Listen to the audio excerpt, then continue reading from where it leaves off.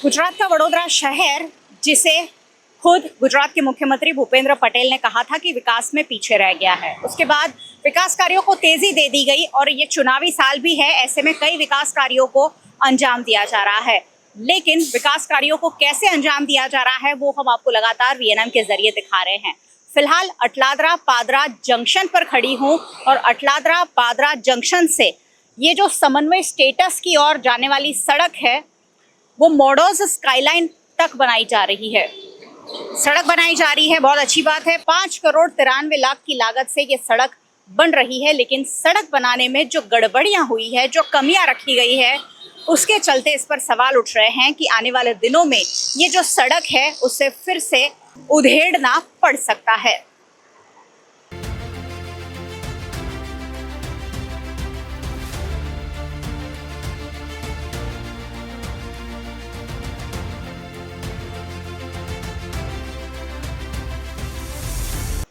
सड़क का निर्माण तो हो रहा है, लेकिन बीच बीच में किस तरह की कमियां छोड़ दी गई है ये आप देखेंगे तो ताज्जुब में पड़ जाएंगे।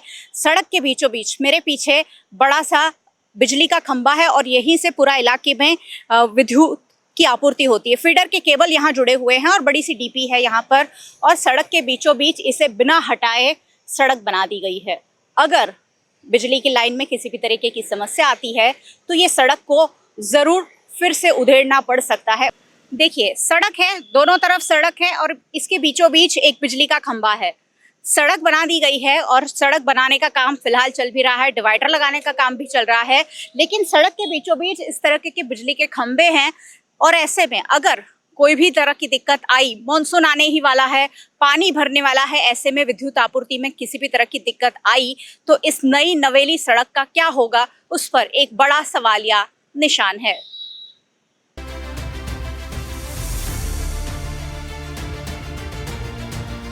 वडोदरा में जगह जगह सड़क निर्माण समेत के विकास कार्य हो तो रहे हैं, लेकिन वो सवालों के घेरे में क्यों आ रहे हैं, क्यों यहाँ के ही स्थानीय लोग उस पर सवाल उठा रहे हैं। ऐसे ही स्थानीय नागरिक कमलेश भाई प्रजापति हमारे साथ है। कमलेश भाई, यहाँ सड़क बन रही है, क्या कहेंगे इस पर? ये सड़क कुछ काम की नहीं है। आधी सड़क है, बीच में नाला आ गया है, उसके बाद आधी सड़क है, उसके बाद रोड खत्म हो जाता है। यहाँ पीछे की साइड में भी रोड, मेन रोड टच हो जाता है, उसके बाद बीच में रोड आ गया है, फिर कैनाल आ गई है, उसके बाद दूसरा रोड का टुकड़ा बना के रखा है। तो यह भी कुछ काम का ही नहीं है। यहाँ पे अवर जवर है नहीं, तो यहाँ पे इन लोगों ने रोड बना के रखी है। जो मेन रोड आगे की साइड में है, जहाँ अवर जवर ज़्यादा है, वहाँ पे इन लोगों ने रोड बनाया ही नहीं है। वहाँ अभी तक बारिश में इतना पानी भर जाता है कि आने जाने में तकलीफ हो जाती है। जहाँ जरूरत नहीं है वहाँ सड़क बना दी गई है और जरूरत है वहाँ सड़क नहीं बनाई जा रही, उसकी क्या वजह मानते हैं आप? मेरे को तो ऐसा लगता है कि यहाँ पे बड़े बड़े जो बिल्डर लोग हैं, महंगे महंगे बंगले हैं, ये ऑफिस बनी है, उसके हिसाब से यहाँ पे इन लोगों ने पक्की सड़क बनवा दी कि इन लोग के बड़े बड़े बंगले बिक सके। जहाँ ज़्यादा पब्लिक रहती है, जहाँ पे ज़्यादा लोग आने अवर जवर ज़्यादा है, वहाँ पे कुछ नहीं है। वहाँ पे रोड के ऊपर ही कारपेट बिछा के रख दिया है। अभी लास्ट जो बारिश हुआ था उसमें वहाँ पे पानी भर गया, उसका कोई फायदा ही नहीं है। बारिश में यहाँ क्या स्थिति होती है, कितना पानी भरता है? बारिश में यहाँ पे घुटन घुटन तक पानी रहता है, करीबन 3-4 दिन तो रहता ही है। बाजू में कैनाल निकलती है, वो कैनाल भी ओवरफ्लो हो जाती है।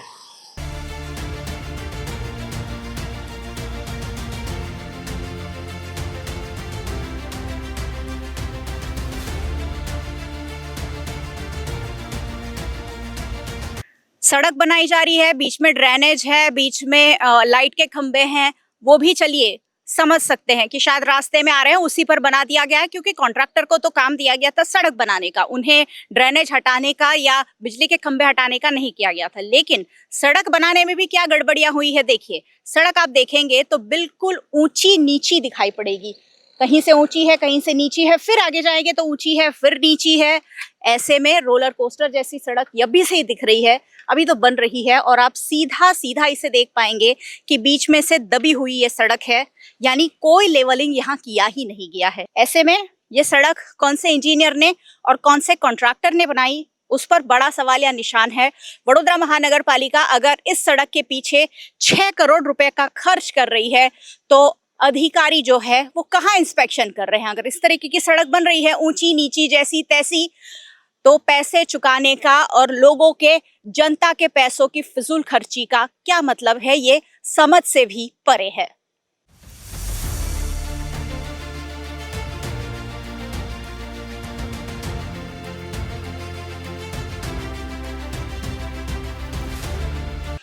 दोनों और सड़क है और बीचे बीच इतनी बड़ी ड्रेनेज है जो एक आइलैंड जैसी लग रही है। अगर इस इलाके में पानी भरा तो ये ड्रेनेज नहीं दिखेगी और अगर कोई भी टू व्हीलर टकराता है तो उसका एक्सीडेंट होगा कि नहीं, कोई भी सामान्य इंसान को भी ये देखकर अजीब लग सकता है, लेकिन कॉन्ट्रैक्टर को, बनाने वालों को ये अजीब क्यों नहीं लगा, ये सबसे बड़ा सवालिया निशान है। देखिए, ऐसा नहीं कि एक ही, आगे देखिए, आगे भी ऐसा ही है। यहाँ से अगर आप बच जाएं तो आगे एक और ड्रेनेज आपका इंतजार कर रही है, वो भी इतनी ही ऊंची है और अगर उससे आप टकराते हैं तो आपकी गाड़ी को तो नुकसान होगा ही, आपके हाथ पैर भी टूट सकते हैं।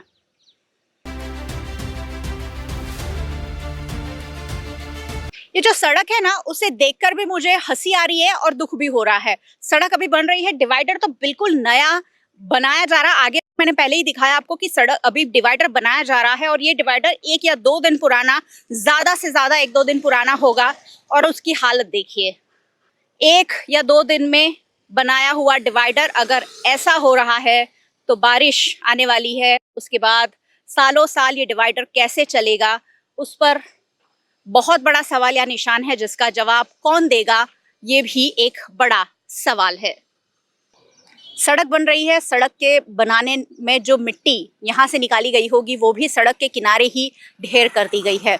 मॉनसून बिल्कुल सर पर है, 8-10 दिन में बारिश आ जाएगी और ये मिट्टी धुलकर फिर सड़क पर आ जाएगी और सड़क नई नवेली सड़क है, अभी बन ही रही है, बनाई ही गई है और फिर से मिट्टी से लबरेज हो जाएगी। उसका जिम्मा कौन लेगा, उसका जवाब भी शायद कोई नहीं दे पाएगा। एक और स्थानीय निवासी हमारे साथ है, उनसे जानते हैं कि ये जो सड़क निर्माण हुआ है उस पर उनका क्या मानना है। ये जो सड़क बनाई गई है आप लोगों की सुविधा के लिए, क्या कहेंगे इस पर? सुविधा के लिए बनाया गया है। जिस तरह से ये कॉन्ट्रैक्टर जो काम करके गया है वो जैसे तैसे करके वो चला गया है। इसका कोई निरीक्षण करने के लिए आया नहीं है कॉर्पोरेशन की तरफ से। और ये जो इलेक्ट्रिक का पोल आप जो देख रही है वो कहीं भी स्ट्रेट नहीं है, सीधा नहीं है और जैसे तैसे करके चला गया है। ये जो चैम्बर बनाया है वो चैम्बर के लेवल पे रोड होना चाहिए, लेकिन चैम्बर ऊपर है। अगर किसी दिन ये लाइट नहीं हुआ, स्ट्रीट लाइट, तो कोई गाड़ी वाला आएगा उसमें ठोक जाएगा, एक्सीडेंट हो जाएगा। आगे आप उधर जाइए, वो जो सामने बिल्डिंग दिख रहा है वहाँ पे सेंटर रोड जो बनाया है, रोड के बीचों बीच में उसने इलेक्ट्रिक पोल डाल दिया है। तो वहाँ पे जो रोड का सांकड़ा जगह हो गया है उसकी वजह से भी तकलीफ है आदमियों को। तो कॉर्पोरेशन इतना पैसा वेस्ट कर रहा है, कॉन्ट्रैक्टर को दे रहा है, तो निरीक्षण क्यों नहीं कर रहा अपना? बारिश में यहाँ क्या स्थिति रहती, पानी भरता है? देखिए, अभी तो ये फर्स्ट टाइम ही रोड बना है। हम पिछले 7 साल से इस एरिया में रह रहे हैं। अच्छा। हम तक अब तक वो पुराने रोड से जाते थे। अच्छा। लेकिन ये जो जगह है वो डाउन था, तो यहाँ पे पानी भरा रहता है। रोड के लेवलिंग के बारे में क्या कहेंगे? रोड की लेवलिंग बराबर नहीं है यहाँ पे। रोड अभी बारिश होगा तो पूरा इसमें पानी हो जाएगा, भर जाएगा, फिर पब्लिक को पुराने रोड पे चली जाएगी, जाने के लिए, आने जाने का साधन बन जाएगा। कुछ कहना चाहेंगे वडोदरा महानगर पालिका से? महानगर पालिका से यही कह रहा है कि जिस तरह से आप कॉन्ट्रैक्टर को पैसा दे रहे हो उस तरह से उनका निरीक्षण करें ढंग से और काम ढंग से करें, ताकि आपको 4 साल 5 साल तक देखना ना पड़े और पब्लिक को परेशानी ना हो। क्योंकि इस रोड पे जो एक्सीडेंट होता है उसको भोगना किसको पड़ता है? एक आम नागरिक को भोगना पड़ता है। उस समय कॉन्ट्रैक्टर हेल्प करने के लिए नहीं आता, ना कॉर्पोरेशन हेल्प करने के लिए आता है। तो आप देखिए स्थानीय निवासी किस तरह से इस सड़क निर्माण से आने वाले वक्त में क्या परेशानियां आ सकती है ये बयान कर रहे हैं, क्योंकि रहना इनको है। कॉन्ट्रैक्टर जो है एक बार सड़क बनाकर चले जाएंगे, कॉर्पोरेशन ने एक बार वर्क ऑर्डर दे दिया, उन्हें लग रहा है कि हमने तो सुविधा दे दी है, लेकिन जो सुविधा के साथ असुविधा हो रही है उसका संज्ञान कौन लेगा, उसका जवाब आखिर कौन देगा?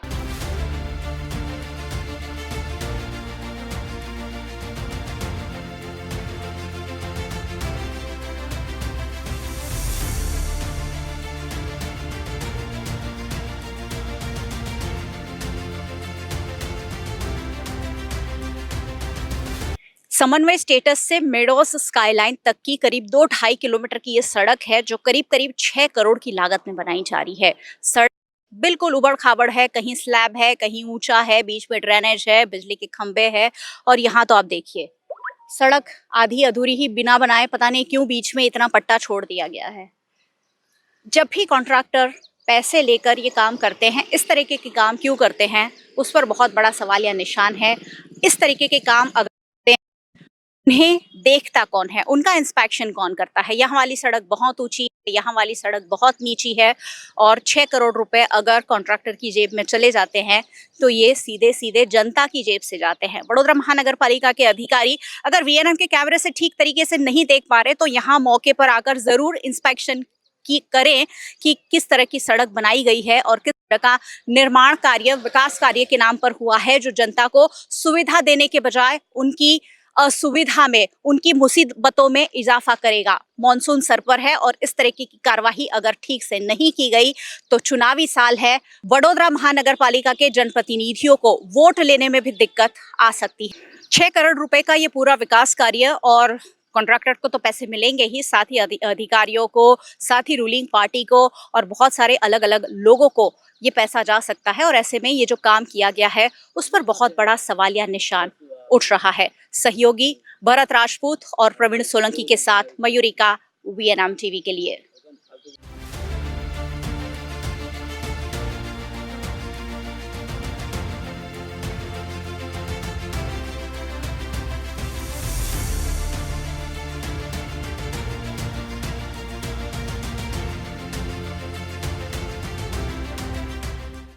VNM Foundation, transforming lives, empowering communities.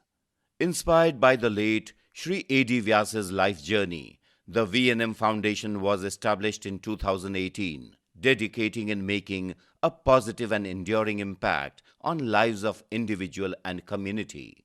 VNM Foundation is working on issues that can improve the society today and tomorrow: health and education, environmental wellness, inclusion, women empowerment, sports, art and culture. Collaborate with us. Sponsor a project through an annual CSR fund. Support activities and events for community welfare. Elevate your brand through annual association with VNM Foundation. Volunteer your time and skill. Donate now and claim an 80G tax exemption. VNM Foundation is registered under Section 80G of the Income Tax Act. VNM Foundation, transforming lives, empowering communities. For more details, contact 918734872606 or 919879572606. Mulberry Heights 3 BHK and 4 BHK premium flats, connecting you to a new way of life. Vadodara के most promising location new Gotri road पर आलिशान apartment. यहाँ बना है आपके सपनों का घर। Earthquake resistant structure, premium quality materials, interior exterior wall finish और डिजाइनर बाथरूम स्पेशल फैसिलिटी के साथ। Multipurpose hall, AC gym, swimming pool, terrace garden, kids play area, indoor games, allotted parking, CCTV जैसी कई एमिनिटीज। मलबेरी हाइट्स, खुद के घर का खूबसूरत एहसास। Mulberry Heights, opposite Darshanam Club Life, New Gotri, Vadodara. Contact 9712932205।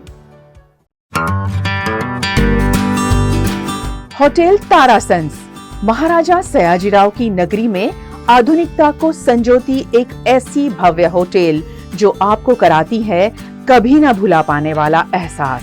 तारास kitchen के डाइनिंग में आपको मिलता है अलग अलग क्यूजिन्स का delicious pure veg taste. Taras Country Cafe में फ्रेंड्स और फैमिली के साथ बिताए पल आपको करते हैं तरोताजा। तारास बेकरी बाइट्स की हर एक बाइट आपके टेस्ट बड को करती है सेटिस्फाइड। तारासंस में वैकेशन मनाना हो या स्टेकेशन, आधुनिक लाइफस्टाइल को फुलफिल करता है एक बेहतरीन अनुभव। छोटी बड़ी पार्टी हो या सगाई शादी जैसे बड़े मौके, बिजनेस मीटिंग हो या करनी है कोई इवेंट, तारासंस के अलग अलग कैपेसिटी के बैंक्वेट आपके खास मौके को बनाते हैं बेहद शानदार। Hotel Tarasons, behind Yash Complex, Geri Road, near Sundaram Nagar, Gotri Road, Vadodara. Is this the new RUV? Yes, it's the BG RUV 350. first time in India. With 16-inch alloy wheels, a hyperdrive motor for tough roads, and all-metal sturdy body, BG Electric presents India's first RUV. जैसे जैसे औरंगजेब आगे बढ़ता गया, उसके अंदर धार्मिक कट्टरता बढ़ती गई।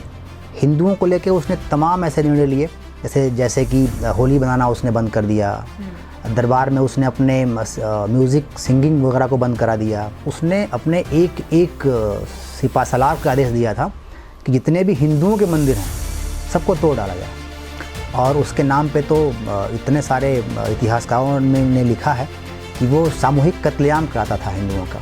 शिवाजी के साथ उसका हमेशा से दुश्मनी थी, और एक सपना था औरंगजेब का कि हम दक्षिण को जीतें। औरंगजेब का एक पुत्र तो खुद संभाजी की शरण में था। उत्तर से दक्षिण के बीच में जितने भी हिंदू कम्युनिटी थी, गांव के गांव उसने कत्ल करवा दिए हिंदुओं के। औरंगजेब के पूरे शासनकाल अगर हम देखें तो उसने कई सारे ऐसे काम भी किए कि जो एक अच्छे शासक करता है। हम जब वो छोटे बच्चे थे तो हमें हमारे माता पिता या हमारे घर के बड़े बुजुर्ग कई सारी कहानियाँ सुनाते थे, हमें सुलाने के लिए, हमारे मनोरंजन के लिए, या हमें कोई सीख देने के लिए। लेकिन इन सारी कहानियों में कोई ऐसा किरदार नहीं होता था जो आप पर कोई गलत छवि पहुंचा सके। और जाहिर सी बात है, कौन ऐसी कहानियां सुनाना चाहेगा जो थोड़ी सी भी नेगेटिविटी आप तक पहुंचा सके। इसलिए हमें ऐसे राजा, ऐसे बादशाहों की कहानियां सुनाई जाती थी जिन्होंने लोगों के लिए और समाज के लिए कुछ अच्छा किया हो। लेकिन इतिहास में कई ऐसे किरदार भी रहे, कई ऐसे मुगल बादशाह, कई ऐसे राजा रहे जिनका नाम अगर आज भी लिया जाए तो कई सारे विवाद खड़े हो जाते हैं और कई सारे सवाल खड़े हो जाते हैं। ऐसे ही इतिहास के किरदारों की सटीक जानकारी आप तक पहुंचाने के लिए हमने चरित्र सेगमेंट की शुरुआत की है, जहां पर आप तक हम सही और पूरी जानकारी पहुंचाने की कोशिश करते हैं। और जाहिर सी बात है, आज के इस सोशल मीडिया के युग में जहां सोशल मीडिया पर और व्हाट्सएप यूनिवर्सिटी तक आप तक गलत मैसेजेस पहुंचते हैं, गलत जानकारियां पहुंचती हैं, तो हमारी एक छोटी सी कोशिश है कि इस सेगमेंट के जरिए आप तक इतिहास के इन किरदारों के बारे में सही जानकारी पहुंच सके। तो चलिए आज के चरित्र के इस सेगमेंट में बात करते हैं ऐसे ही एक मुगल बादशाह के बारे में जिनके नाम से ही कई सारे विवाद खड़े हो जाते हैं। इतिहास की किताबों में कुछ नाम ऐसे दर्ज हैं जो सिर्फ राजाओं के नाम नहीं बल्कि बहस का विषय बन चुके हैं। ऐसा ही एक नाम है औरंगजेब, जिसके बारे में हम आज चर्चा करेंगे। मुगल साम्राज्य के इतिहास में औरंगजेब का नाम एक ऐसे शासक के रूप में दर्ज है जिसने साम्राज्य को अपनी चरम सीमा तक पहुंचाया, लेकिन साथ ही धार्मिक असहिष्णुता और कड़े शासन के लिए भी जाना गया। उसके शासन काल में भारत में कई बड़े राजनीतिक और धार्मिक बदलाव हुए, जिनका असर आज भी इतिहास में देखा जाता है। औरंगजेब का जन्म 3 नवंबर 1618 को गुजरात के दाहोद में हुआ था। वो मुगल सम्राट शाहजहां और मुमताज महल का तीसरा पुत्र था। बचपन से ही वो धार्मिक प्रवृत्ति और अनुशासन प्रिय स्वभाव का था। फारसी, अरबी और इस्लामिक कानून की शिक्षा लेने के बाद वो कई प्रशासनिक और सैनिक जिम्मेदारियों में सक्रिय हुआ। शाहजहां की बीमारी के बाद उत्तराधिकार के लिए औरंगजेब ने अपने भाइयों दारा शिकोह, शुजा और मुराद से संघर्ष किया। इस संघर्ष में उसने 1658 में दारा शिकोह को पराजित कर हत्या करवाई और स्वयं को आलमगीर की उपाधि देकर मुगल सम्राट घोषित कर दिया। औरंगजेब का शासनकाल लगभग 49 वर्षों तक चला, जो मुगल इतिहास में सबसे लंबा था। उसने साम्राज्य को दक्षिण भारत तक फैला दिया। हालांकि ये विस्तार सैन्य अभियानों और विद्रोहों से भरा रहा। औरंगजेब को एक तरफ जहां कट्टरपंथी और धार्मिक असहिष्णु शासक के रूप में देखा जाता है, वहीं कुछ इतिहासकारों ने उसे एक ईमानदार, अनुशासित और कुशल प्रशासक भी माना है। तो क्या थी औरंगजेब की सच्चाई? चलिए जानते हैं। चरित्र, जहां कहानियां नायक और खलनायक से परे है। तो आज चरित्र में हम बात करने जा रहे हैं औरंगजेब के बारे में। औरंगजेब का नाम जो हम सभी ने सुना है, ये एक ऐसा नाम है जो हम सभी के कानों तक पड़ा तो है, लेकिन हमेशा बहुत सारे विवादों के साथ में इनका नाम सुनाई दिया है। हाल ही में कई सारी हिंसा भी इनके नाम पर हुई, लेकिन हम उस टॉपिक को नहीं छेड़ेंगे। हम जानेंगे कि आखिर औरंगजेब ने ऐसा क्या किया कि आज भी उन्हें लोग गुस्से के साथ में याद करते हैं। तो चलिए आज के इस एपिसोड को शुरू करते हैं। सबसे पहले हम स्वागत करेंगे हमारे एक्सपर्ट सत्येंद्र सिंह जी का। बहुत बहुत स्वागत है सर आपका। तो सबसे पहला सवाल यहीं से शुरू करते हैं कि औरंगजेब का नाम आज भी लेते हैं तो जो गुस्सा लोगों के अंदर आता है, क्यों ऐसा होता है? क्यों औरंगजेब एक विवादित किरदार है? देखिए, औरंगजेब ने उसने अपने आप को बनाया। औरंगजेब का एक पत्र मिलता है आज इतिहासकारों को। उसने अपने पिता को लिखा था कि राजा वही जो प्रजा के लिए काम करे। वो राजा बनने योग्य नहीं है जिसके ध्यान में प्रजा का हित न हो। वहाँ तक तो ठीक था। जैसे जैसे औरंगजेब आगे बढ़ता गया, उसके अंदर धार्मिक कट्टरता बढ़ती गई। उसने इतिहास का पहला ऐसा मुग़ल शासक है जिसने 2 बार राज्याभिषेक कराया अपना। ओके। हाँ, एक बार कराया, फिर उसने दोबारा भी कराया, और दोबारा जब कराया तो पूरा मुस्लिम रीति रिवाज के साथ एक उपाधि धारण करते हुए उसने अपना राज्याभिषेक कराया। वहाँ से उसकी कट्टरता शुरू होती है। और उसने ऐसे बहुत सारे ऐसे काम भी किए जो जनता के हित में थे, जाने अनजाने में। ऐसे उसने अपने ज़माने के 80 कर को ख़त्म कर दिए, जिसमें तमाम सारे ऐसे कर थे जो प्रजा पे भार बने हुए थे, उसको लाभ मिला। लेकिन उसको हटाने से औरंगजेब कहीं भी पूरे इतिहास में जस्टिफाई नहीं होता है, क्योंकि उसने उसके अलावा इतने सारे काम किए हैं जैसे कि जिससे कि वो कट्टर बनता चला गया। उसने अपना पूरा शासन व्यवस्था शरिया के अनुरूप चलाने का प्रयास किया, और उसने चलाया भी। बेसिकली उसका ये मानना था कि शरिया ही शासन की व्यवस्था होनी चाहिए। उसने सुनिश्चित करने के लिए हर अपने तालुका पे, डिस्ट्रिक्ट लेवल पे उसने एक धर्म गुरु का एक पद बना करके वहाँ लोगों को नियुक्त किया था। वो लोग देखते थे कि मुसलमान भी क्यों न हो, वो भी क्या शरिया के अनुसार बिहेव कर रहे हैं। हिंदुओं को लेके उसने तमाम ऐसे निर्णय लिए, जैसे कि होली बनाना उसने बंद कर दिया। दरबार में उसने अपने म्यूज़िक सिंगिंग वगैरह को बंद करा दिया। उसने तमाम ऐसे प्रथाओं को बंद करा दिया। नवरोज़ का उसने जो फंक्शन आता था वो सेलिब्रेट करना उसने बंद करा दिया। उसके शासन में अफ़ीम पूरी तरह बैन था। शराब तो फिर भी चालू था, अफ़ीम पूरी तरह बैन था। तो उसने अपने एक सिपा सलार का आदेश दिया था कि जितने भी हिंदुओं के मंदिर हैं सबको तोड़ डाला जाए। और उसके नाम पे तो इतने सारे इतिहासकारों ने लिखा है कि वो सामूहिक कत्लेआम कराता था हिंदुओं का। तो ये सब चीज़ें उसके साथ इतना जुड़ी हुई हैं कि उसको एक क्रूर शासक के रूप में देखा जाता है इतिहास में। और लगभग सभी इतिहासकारों में ये मान्यता है कि वो एक क्रूर इस्लामिक शासक था। बहुत कम लोगों ने उसको अच्छा कहीं कहीं बताया है, वो भी किसी पॉइंट पे बताया है। बाकी वो उसको मोस्टली क्रूर शासक ही कहा जाता था। जी, जैसा अभी आपने मेंशन किया कि उनकी कट्टरता, उसी वजह से उन्होंने सभी धर्मों पर बहुत ध्यान दिया, यहाँ तक कि खुद मुस्लिम समाज के लोगों पर भी उन्होंने नज़र बनाए रखी कि वो प्रॉपर अपने रिलीजन को फॉलो कर रहे हैं या नहीं। कट्टरपंथी जो आई है उनमें, उसका कोई खास कारण रहा है या ये बस एक राजनीतिक दृष्टिकोण है? देखिए, उसमें 2 चीज़ आप कह सकते हो। ये एक बड़ा अच्छा क्वेश्चन आता है इतिहास में कि जो उनकी कट्टरता थी वो क्या राजनीतिक थी या धार्मिक थी। इसमें बहुत सारा विवाद है। कुछ लोग इसको राजनीति से जोड़ के देखते हैं, लेकिन उनकी संख्या बहुत कम है। बहुत सारे लोग इसको एक धार्मिक उन्माद की दृष्टि से देखते हैं। उसके 2 कारण भी थे। धार्मिक उन्माद उसके अंदर बढ़ा, उसके 2 कारण थे कि औरंगजेब बहुत शक्की टाइप का आदमी था। उसने पूरे अपने शासनकाल में, सबसे लंबा शासनकाल औरंगजेब का रहा है मुग़लों में, उसने पूरा शासनकाल में अपने कोई भी अपना एक भी उसने विश्वास पात्र सिपा सालार कहिए, मंत्री कहिए, संतरी कहिए, उसके पास नहीं था। और यही एक कारण था कि औरंगजेब सुबह 5 बजे से लेकर के रात को 8-9 बजे तक काम करता था। क्यों? क्योंकि उसको किसी को विश्वास था ही नहीं। उसको वो हर एक चीज़ में इन्वॉल्व होता था।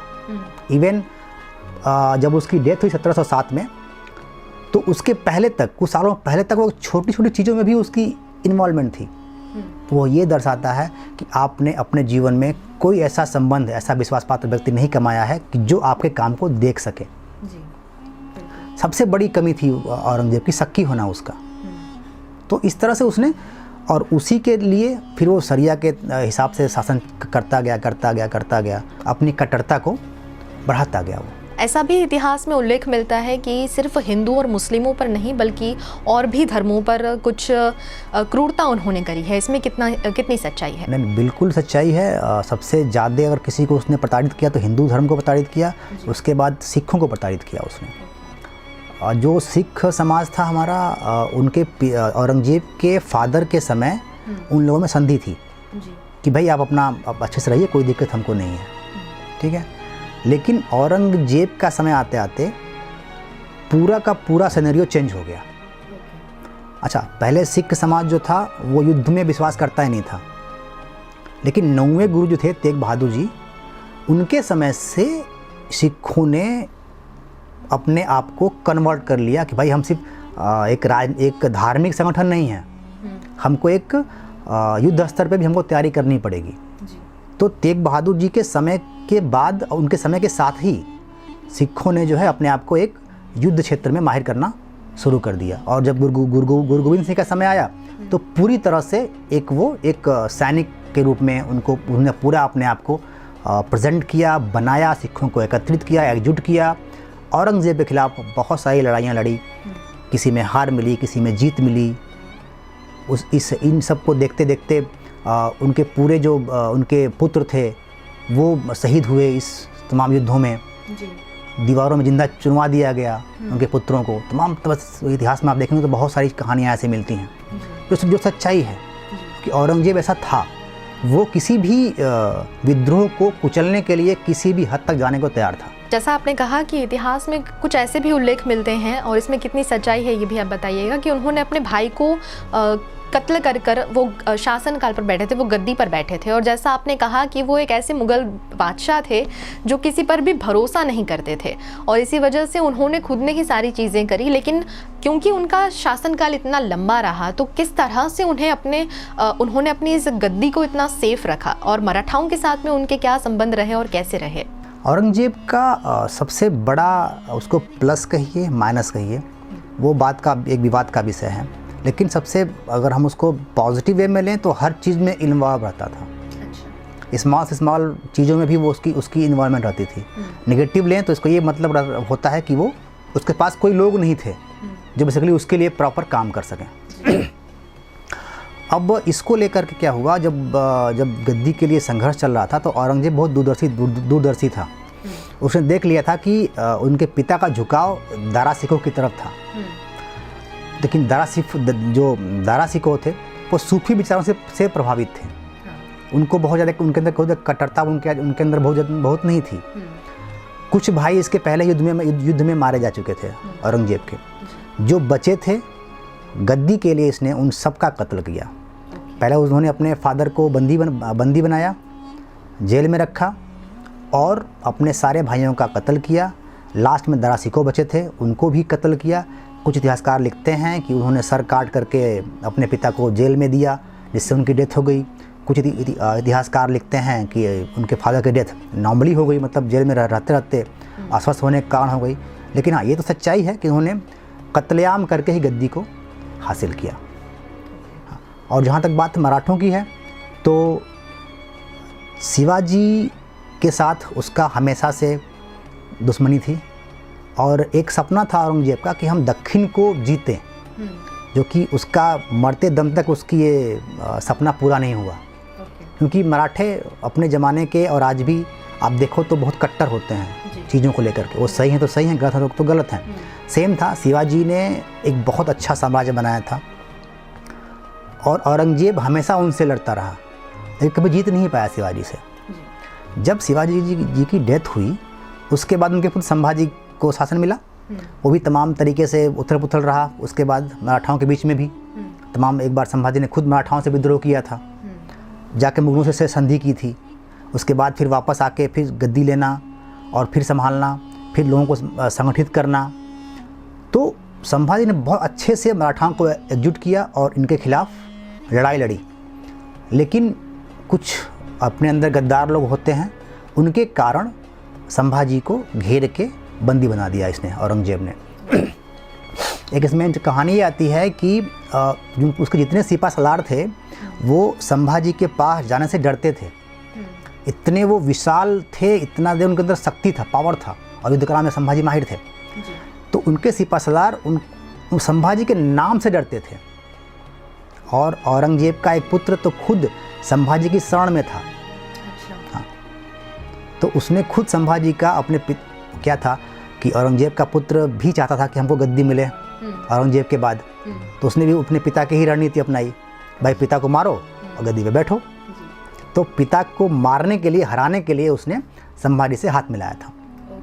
और ये बात जब औरंगजेब को पता चली तो उसने अपने पुत्र को मारने के लिए सैनिक भेजे, लश्कर भेजे, लेकिन वो संभाजी के शरण में आ गए तो बचे थे। वहाँ तक तो बचे थे वो। तो संभाजी ने जब संभाजी के जब गद्दार थे, उनके जो सेना में थे लोग, सगे लोग थे उनके, जिन्होंने मुखबिरी की थी उनकी, तो जब औरंगजेब के सारे सिपा सलार डर के मारे संभाजी से युद्ध नहीं कर पाते थे, तो औरंगजेब खुद उत्तर से दक्षिण की तरफ आया स्वयं कि भाई अब तुम मुझसे होने वाला ही नहीं है, हमको ही लड़ना पड़ेगा। उस समय औरंगजेब काफ़ी मतलब ओल्ड हो गया था, जवान भी नहीं था उस समय वो। और इतिहासकार बताते हैं कि उत्तर से दक्षिण के बीच में जितने भी हिंदू कम्युनिटी थी, गांव के गांव उसने कत्ल करवा दिए हिंदुओं के। सारे मंदिरों को तोड़ डाला। जो लोग बचना चाहते थे उन लोगों ने इस्लाम कबूल कर लिया। तब जाके छोड़ा उसने उन लोगों को। तो एक बहुत ही क्रूर अध्याय जुड़ा है दक्षिण की चढ़ाई उसके इतिहास में, उसके शासनकाल में। एंड ऑफ द डे उसने पकड़ा संभाजी को, और जैसे कि सब मूवी आई थी, सब उन्होंने देखा ही कितने क्रूरता से उनका अंत किया उसने। हालांकि दक्षिण को जीतने का उसका सपना औरंगजेब का कभी पूरा नहीं हुआ, कभी नहीं। बाद में उनके संभाजी के पुत्र थे, उनके भाई थे, सब लोगों ने संभाल के रखा मराठाओं को, और प्रॉपर उसमें कभी जीत नहीं पाया मराठाओं को। औरंगजेब का नाम आज भी जब लिया जाता है तो इन सभी जवाबों से आप लोगों को पता चल गया होगा कि क्यों लोगों के मन में एक झिझक रहती है और क्यों औरंगजेब के नाम पर अभी भी वो आक्रोश देखने को मिलता है, और उनकी कहानियाँ क्या हैं, उनके क्या किस्से हैं, यही आप तक हम पहुँचाना चाहते थे। लेकिन इसके साथ साथ मैं एक और सवाल ये करना चाहूँगी कि औरंगजेब का जो शासनकाल था, उनके उस शासनकाल के दौरान उन्होंने जो भी कदम उठाए, उसका आज के दौर में भारत की एकता पर क्या असर पड़ा है? औरंगजेब के पूरे शासनकाल को अगर हम देखें तो उसने कई सारे ऐसे काम भी किए कि जो एक अच्छे शासक करता है जी। लेकिन वो बहुत छोटे काम थे जो उसकी क्रूरता के आगे ढक गए। आज उसका नाम भी लेने से लोग वो कतराते हैं, लेकिन जो कि इतिहास जो लिखा हुआ हो तो आपको बताना ही पड़ेगा लोगों को। बहुत सारे काम उसने जो है तमाम भूमि सुधार के लिए काम किया, ठीक है। लेकिन मेन चीज़ ये था कि औरंगजेब के बारे में कि आज के ज़माने में वो औरंगजेब की नीति अगर हम लागू करते हैं, मतलब प्रशासन में धर्म को इन्वॉल्व करना, तो ये सबसे बड़ी मूर्खतापूर्ण काम होता है। आज भी आप देखिए कि राजनीति में जो लोग धर्म को लेकर आते हैं तो हमारा समाज कहाँ जा रहा है आज के डेट में। लोग बांट रहे हैं धर्म के नाम पे हमारे समाज को। और ये एक औरंगजेब ने लिखा है अपनी किताब में कि उसने अपना अंत और मुग़ल साम्राज्य का बिखराव अपने जीते जी देख लिया था। औरंगजेब पढ़ा लिखा आदमी था, हसक था, उसको उर्दू, अरबी, फ़ारसी अच्छा ज्ञान था। उसने कई सारे ग्रंथों की रचना की थी, अनुवाद किया था उसने बहुत सारे ग्रंथों का, हिंदी, उर्दू, फ़ारसी में। तो उसने उसके बारे में बताते हैं कि उसने अपना अंत और मुग़ल साम्राज्य का अंत अपने जीते जी ही देख लिया था। उसको मालूम था कि मेरे डेथ के बाद इस मुग़ल एम्पायर का बिखराव शुरू होना, बिखराव तो उसके जीते जी ही शुरू हो गया था, लेकिन उसको पता था कि हमारे बाद मुग़ल समाज का अंत स्टार्ट होने वाला है। कुछ इतिहासकार ये भी लिखते हैं कि जब वो डेथ के था, नियर अबाउट था, तो उसने ये अपने कुछ लोगों को बुलाया। उसकी सबसे निकट जो थी तो उसकी एक बेटी थी, तो उसने उनको बुलाया और उनको बताया कि अब मेरे बाद शायद ही मुग़ल एम्पायर जिंदा रहे। दो कारण थे। एक तो जो अकबर के समय से जो शुरू हुआ था धार्मिक सहिष्णुता, वो उसने पूरी तरह ख़त्म कर दी थी, क्योंकि शक्की बहुत था। वो किसी के ऊपर अगर कोई राजपूत राजा है, उसने अपने सैनिक को बढ़ा लिया तो उसको क्या लगता था, वो तो मेरे ऊपर आक्रमण करने वाला है, तो चढ़ के वो पहले उसको मारता था। जबकि ऐसा कुछ भी नहीं था। भाई अकबर ने भी इतना अच्छे से शासनकाल चलाया, अपना आराम से चलाया उसने शासनकाल, कोई क्रूरता नहीं दिखाई। तो ये चीज़ इसके अंदर नहीं थी, ये पूरी तरह से क्रूर बन के ही राजनीति को चला रहा था। और वही चीज़ आज के समय में अगर आप अप्लाई करेंगे, मतलब धर्म को राजनीति में, प्रशासन में अप्लाई करेंगे, तो आप एक अच्छे प्रशासक, अच्छे राजनेता नहीं बन सकते आप। धर्म एक बहुत ही निजी और निहायत ही आंतरिक मसला है, उसको आप सार्वजनिक मत करिए। हम किस धर्म के हैं, हम किसको मानते हैं, नहीं मानते, हमारा निजी मामला है। जब हम प्रशासन पे जाते हैं तो हमारे सारी प्रजा समान होनी चाहिए। तो सबसे बड़ी सीख अगर कुछ मिलती है औरंगजेब से तो यही मिलती है कि भाई धर्म को साइड करिए, और जब आप प्रशासन पे बैठे हैं तो सबको एक तरह देखिए। आपकी नीतियाँ, आपके फैसले सबके लिए प्रॉपर होने चाहिए, उसमें कोई किस जाति का है, किस धर्म का है, उससे प्रभावित नहीं होने चाहिए। कुछ किरदार अच्छे होते हैं और कुछ बुरे, लेकिन हर किरदारों के बारे में जानकारी होना हम सभी के लिए बहुत ज़रूरी है। जब भी हम किसी किरदार के बारे में, किसी चरित्र के बारे में बात करते हैं तो उसमें से कोई एक सीख तो ज़रूर निकल कर आती है। जैसा सत्येंद्र जी ने कहा कि औरंगज़ेब से ये एक चीज़ हम सभी को सीखने जैसी है कि जब भी कट्टरपंथी हमारे अंदर आ जाती है, हमारे अंदर ये भावनाएं पैदा हो जाती हैं, तो हमारा विनाश वहीं से शुरू हो जाता है, चाहे हमें नज़र आए या ना आए। हमारे आसपास आजकल सबसे बड़ी प्रॉब्लम यही है कि हम सभी एक दिशा में चल पड़े हैं आंख बंद करके, लेकिन हम ये भूल गए हैं कि हर चीज़ की एक लिमिट होती है, और आंख बंद करके किसी भी धर्म को पूरी तरह से फॉलो करना या कट्टरपंथी दिखाना हम सभी के लिए घातक साबित हो सकता है। आखिर में मैं जानना चाहूँगी कि आप अगर और भी कुछ औरंगज़ेब के बारे में बताना चाहें या हमारे दर्शकों को कोई मैसेज देना चाहें। औरंगजेब ना एक अच्छा पुत्र था, ना एक अच्छा पिता था, ना एक अच्छा भाई था, ना एक अच्छा प्रशासक था। उसने अपने अंदर धर्मांधता को ओढ़ रखा था। तो धर्मांधता हमेशा आपके विनाश का कारण बनती है। तो एक प्रसंग आता है कि जब औरंगजेब ने कुछ कर हटाए तो उसको लोगों ने कहा कि ये तो आपने अच्छा कर दिया प्रजा के लिए, इससे जो है हिंदू लाभान्वित होंगे। तो उसको बड़ा अफसोस हुआ था, अरे यार हमने कैसे ये कर हटा दिया जिससे हिंदू लाभान्वित हो रहे हों। उसने उसको कर को रिवर्ट नहीं लिया, लेकिन उसकी जगह उसने अन्य कर लगा दिया, वापस लगा दिया। तो ये चीज़ें उसके अंदर कूट के भरी हुई थी। जब उसने अपने सबका कत्लेआम किया, परिवार के लोगों को मारा, वो तभी से और कट्टर होता चला गया। तो इस तरह से उसकी पूरा जीवन को आप देखें तो सिर्फ मार धाड़ और युद्ध में ही पूरा जीवन उसका निकल गया। उसको कहीं से भी एक योग्य प्रशासक नहीं बोल सकते आप। तो आज के इस एपिसोड में ये निकल कर आया कि जो सवाल हम सभी के सामने आ जाते हैं कि क्या ये मुग़ल बादशाह, क्या ये राजा अच्छा था या बुरा, तो वो अच्छा और बुरा का एक साफ जवाब देने की कोशिश हम हर एपिसोड में करते हैं, और वही एक कोशिश हमने इस एपिसोड में भी की है। हम भी उम्मीद करेंगे कि आप इस एपिसोड को ज़्यादा से ज़्यादा लोगों तक पहुँचाएँ, इस वीडियो को ज़्यादा से ज़्यादा लोगों तक पहुँचाएँ, ताकि उन्हें भी इन जानकारियों के बारे में पता चल सके। हम एक बार फिर लौटेंगे चरित्र के एक और एपिसोड के साथ में। फिलहाल आज की जो जानकारियां अब तक हमने पहुंचाई हैं उसके लिए सबसे पहले हम शुक्रिया अदा करेंगे सत्येंद्र जी का। बहुत बहुत शुक्रिया सर, हमारे दर्शकों को जो सटीक जानकारी हम पहुंचा रहे हैं उसके लिए। हम जब भी जन्म लेते हैं तो हमारे साथ में कई सारी चीज़ें जुड़ जाती हैं, हमारे तारे, हमारा नाम, हमारा धर्म, हमारा कास्ट, सब कुछ, हमारा समाज भी। लेकिन अपने आप को सबसे विशाल या हम ही सबसे बड़े हैं ये समझना सबसे बड़ी गलती साबित हो सकती है। ये इस कहानी से आप सभी को पता चल ही गया है। तो हम भी उम्मीद करेंगे कि आप इस मैसेज को बहुत अच्छे से समझें और अपने आसपास के लोगों को भी समझाएं। फिर एक बार लौटेंगे चरित्र के एक और एपिसोड के साथ, तब तक देखते रहिए VNM TV।